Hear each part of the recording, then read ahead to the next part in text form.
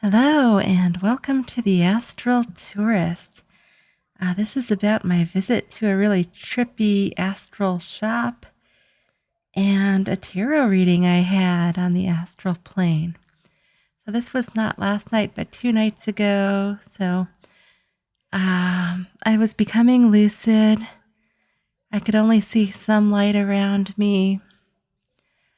This man who was only about, 4'10" or 5 foot tall and a little bit overweight was handing me a very finely wrapped black box. It was rectangular, about the size, well, a little smaller than a shoebox, actually. And I was looking at it, and he was saying thank you for something I'd helped him with. And he had other people to go talk to, so he went off to talk to them. And I was just like doing commands like clarity now, lights on, trying to get the shop lit up so I could see where I was. And I remembered it can really help if you're running a little low on energy to eat something. So I decided to open the box in case there was food in there. And I saw something that looked like black chocolate lace, only it was thicker. It had various layers. And I knew I was really low on energy, so I took a bite. I couldn't taste it, but it reminded me of what crunchy lace might feel like. I could only tell the texture and that it was really crunchy.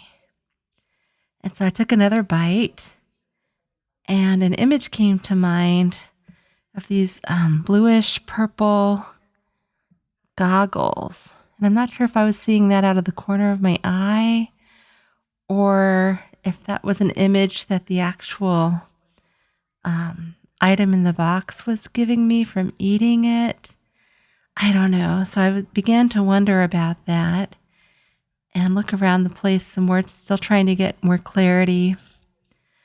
And the man that had given it to me kind of beamed over telepathically that it was primo quality, meaning I probably wouldn't need to eat a lot more to get my energy back and feel better. Also that, he'd done right by me. He had this attitude, like he was smiling and very jovial. Like, hey, I did right by you, even though you were zoning out there. I could have given you less primo. But he was just joking. He was always going to do right. So I thought, he's cool.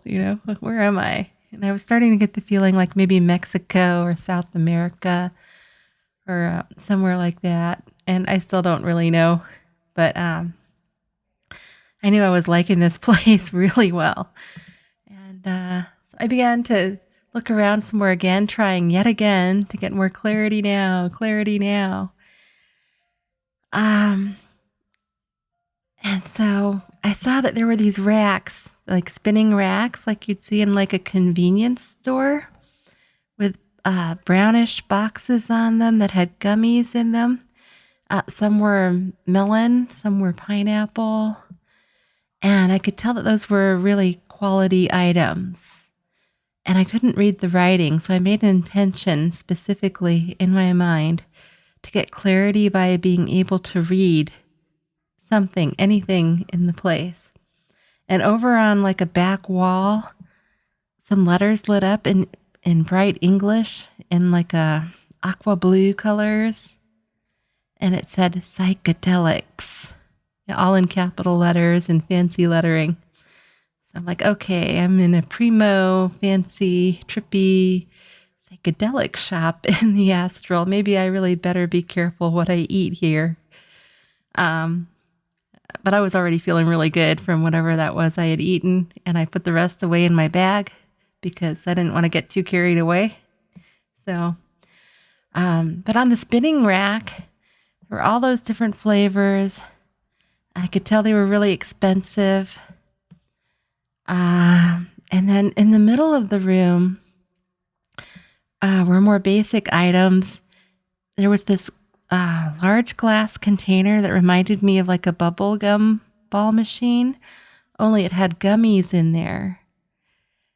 And when I honed in really close and did clarity now again on it, I could see the word taco flavor light up just really briefly and then go away. So I could tell it was taco flavored edibles of some kind. So it's like, wow, maybe I really am in Mexico or South America.